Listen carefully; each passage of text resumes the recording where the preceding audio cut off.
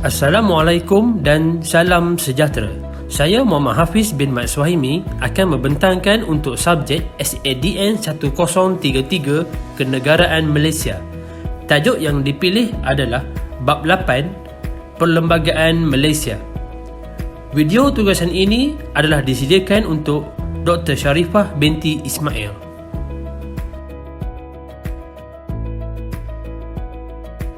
Pengenalan. Perlembagaan ialah suatu kumpulan undang-undang yang tertinggi untuk menentukan bagaimana pemerintahan sesebuah negara itu mesti dijalankan. Ianya menerangkan dan memperuntukkan kuasa yang dimiliki seperti hak yang dipunyai oleh orang yang diperintah dan perhubungan antara yang memerintah dengan yang diperintah. Malaysia mempunyai suatu perlembagaan persekutuan yang berfungsi sebagai undang-undang tertinggi negara. Ianya akan menentukan pelbagai perkara mengenai kebebasan asasi, kewarganegaraan, kerajaan persekutuan, kerajaan negeri, perundangan, peruntukan kewangan, pilihan raya, kehakiman, perkhidmatan awam dan lain-lain. Perlembagaan Malaysia diasaskan kepada Perlembagaan Persekutuan Tanah Melayu yang telah digubal dan dikemukakan oleh Suruhanjaya Raid yang diketuai oleh Lord Raid. Suruhanjaya ini memulakan tugasnya dalam bulan Jun 1956 dan menyiapkan laporan perlembagaan pada bulan Februari 1957. Perlembagaan Persekutuan dikuatkuasakan pada 31 Ogos 1957 apabila Tanah Melayu dikenali sebagai Persekutuan Tanah Melayu dan mengandungi semua negeri-negeri Melayu, Pulau Pinang dan Melaka.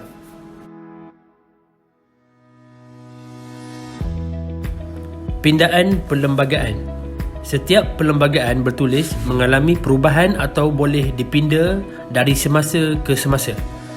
Pindaan perlembagaan dibuat kerana sikap, fahaman dan kehendak rakyat yang telah berubah serta berdasarkan kepada keputusan mahkamah yang juga penyebab kepada sesuatu perlembagaan itu dipinda. Sebagai contoh, apabila Persekutuan Tanah Melayu bertukar menjadi Malaysia dengan kemasukan Sabah dan Sarawak, perlembagaan telah dipinda supaya dapat disesuaikan sesuatu undang-undang itu dengan konsep Malaysia. Satu lagi peristiwa yang telah membawa kepada pindaan perlembagaan ialah tragedi berdarah 13 Mei 1969. Ianya berkaitan dengan soal kebebasan, hak asasi serta kesetiaan kepada raja dan perlembagaan. Akibat dari tercetusnya peristiwa ini, Parlimen pada tahun 1967 telah meluluskan Akta Meminda Perkara 10 Perlembagaan Malaysia mengenai kebebasan bersuara, berhimpun dan berpersatuan. Kali terakhir berlaku pindaan perlembagaan ialah semasa Dewan Rakyat bersidang pada bulan Ogos 1983 yang lalu. Dalam persidangan Dewan Rakyat pada Julai 1983, Dewan telah meluluskan beberapa rang undang-undang yang kemudian diluluskan oleh Dewan Negara.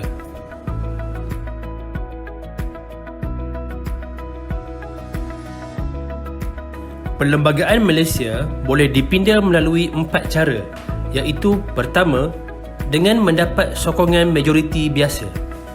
Yang kedua, dengan mendapat sokongan 2/3 semasa dalam bacaan kedua dan ketiga di kedua-dua majlis Dewan. Yang ketiga, mendapat sokongan 2/3 semasa bacaan kedua dan ketiga di kedua-dua majlis Parlimen serta persetujuan Majlis Raja-Raja. Yang keempat, dengan mendapat sokongan 2/3 semasa bacaan kedua dan ketiga di kedua-dua majlis Parlimen serta mendapat persetujuan Yang di-Pertua Negeri Sabah atau Sarawak.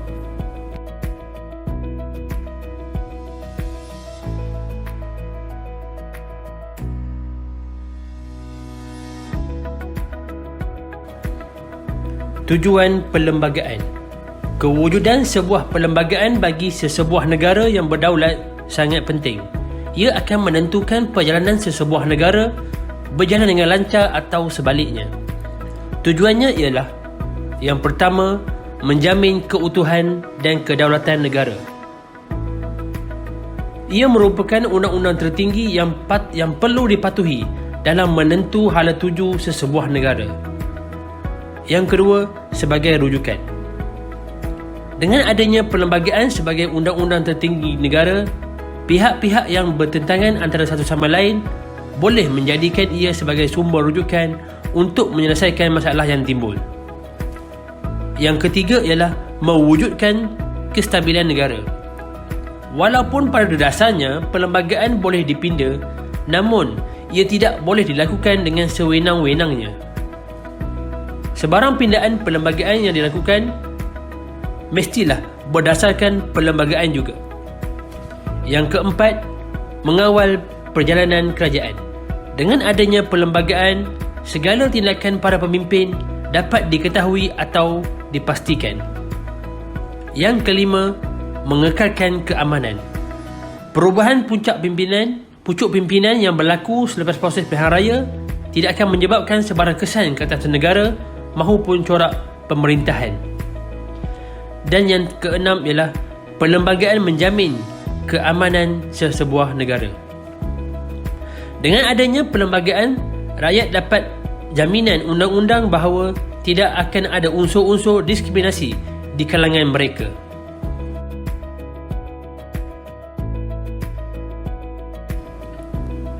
Jenis-jenis perlembagaan.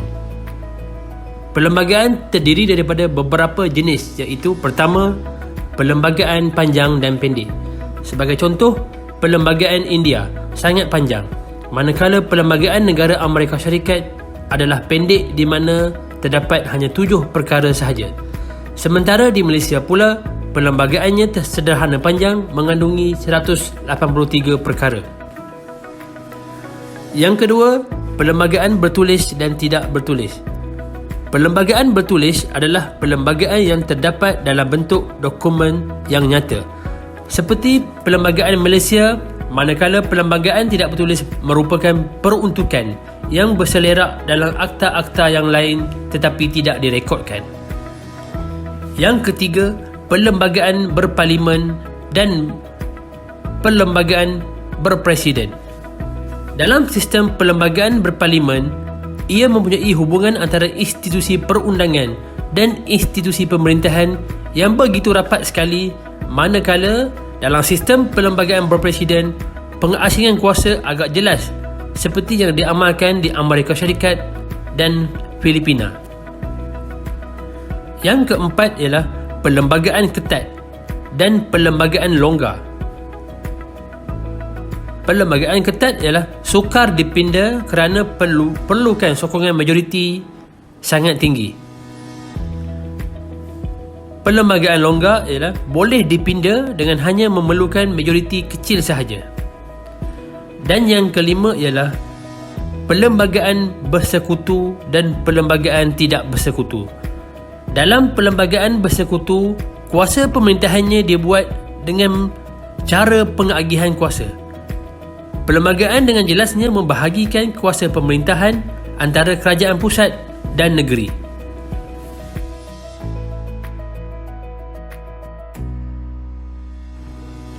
Ciri-ciri perlembagaan.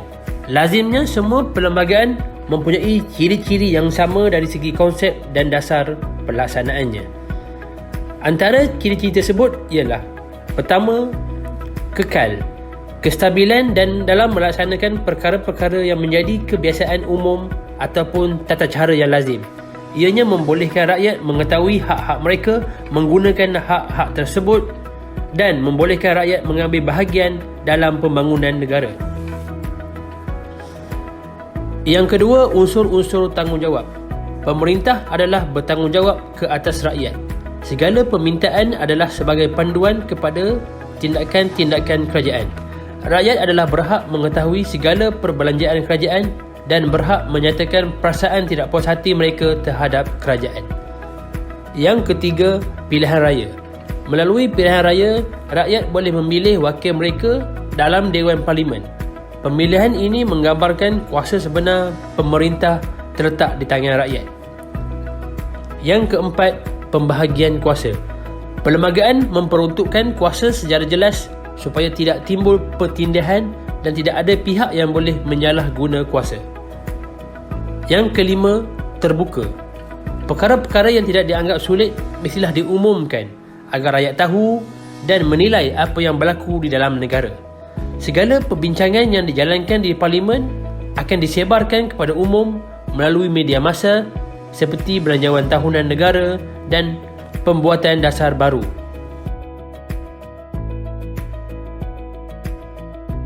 Ciri-ciri perlembagaan Malaysia.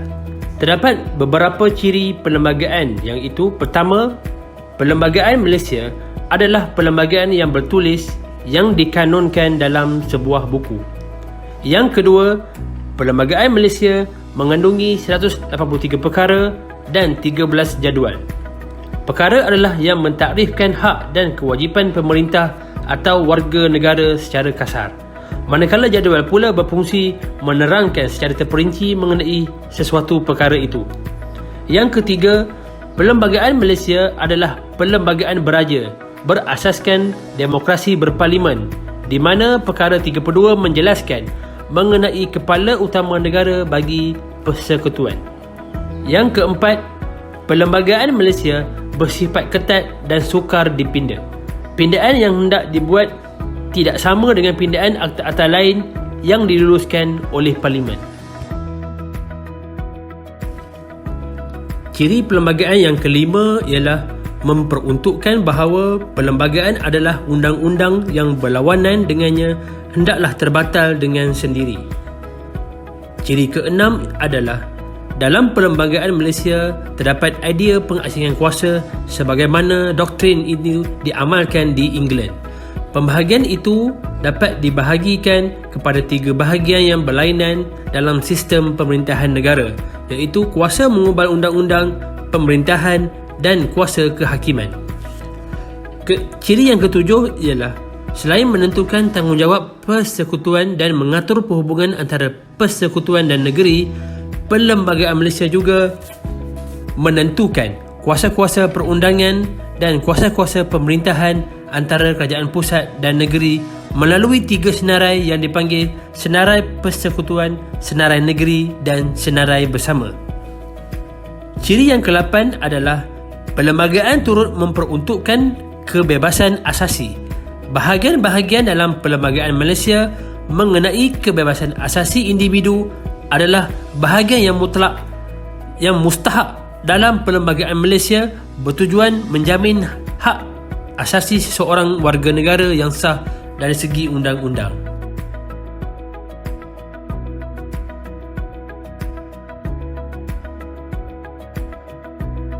Antara isi kandungan yang terdapat di dalam perlembagaan Malaysia adalah seperti berikut. Bahagian 1, negeri-negeri, agama dan undang-undang bagi persekutuan. Bahagian 2, kebebasan asasi. Bahagian 3, kewarganegaraan. Bahagian 4, persekutuan. Bahagian 5, perhubungan antara persekutuan dengan negeri-negeri. Bahagian 7, pemakaian bagi negeri-negeri Sabah dan Sarawak.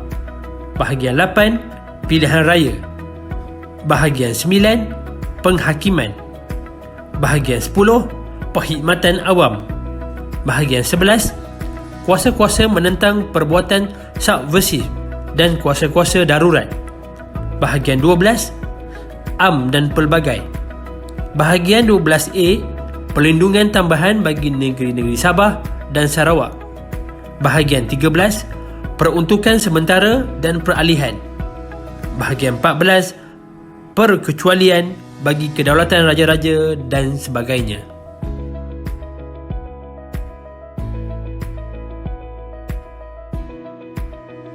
Unsur-unsur tradisi dalam perlembagaan. Perbentukan perlembagaan Malaysia telah melalui satu proses sejarah yang panjang. Ia terdiri daripada adunan unsur-unsur yang terdapat dalam sistem pemerintahan Melayu lama dan juga penjajah Inggeris. Antara unsur-unsur tradisi yang terdapat dalam perlembagaan adalah: yang pertama, pemerintahan beraja. raja atau sultan menjadi simbol kesetiaan orang Melayu. Kepentingan raja atau sultan ini dapat dilihat dalam kerajaan yang ditubuhkan. Yang kedua, agama Islam. Orang Melayu didefinisikan sebagai orang beragama Islam dan mengamalkan cara hidup dan budaya Melayu. Yang ketiga, bahasa Melayu. Telah ditetapkan oleh perlembagaan bahawa orang Melayu ialah orang yang berbahasa Melayu. Dan yang keempat, kedudukan hak istimewa orang Melayu. Hak istimewa orang Melayu telah diperkenalkan dalam perlembagaan supaya pembelaan dan bantuan yang dapat diberikan kepada orang Melayu sebagai penduduk peribumi.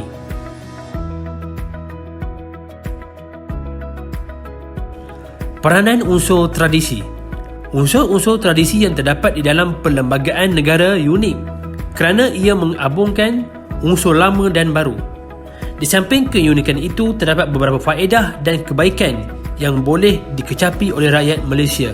Antaranya seperti yang pertama, peruntukan yang terkandung dalam hak istimewa orang Melayu membolehkan kerajaan membantu orang Melayu supaya mereka tidak ketinggalan lebih jauh atau terpinggir di negara sendiri. Yang kedua, mengimbangi kedudukan mereka yang hilang semasa penjajahan Beringgris. Dasar penjajah Inggeris seolah-olah menafikan hak orang Melayu dan memberikan dasar ekonomi baru kepada pendatang asing.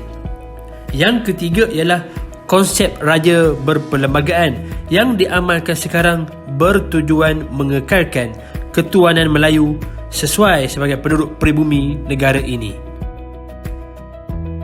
Sekian, terima kasih.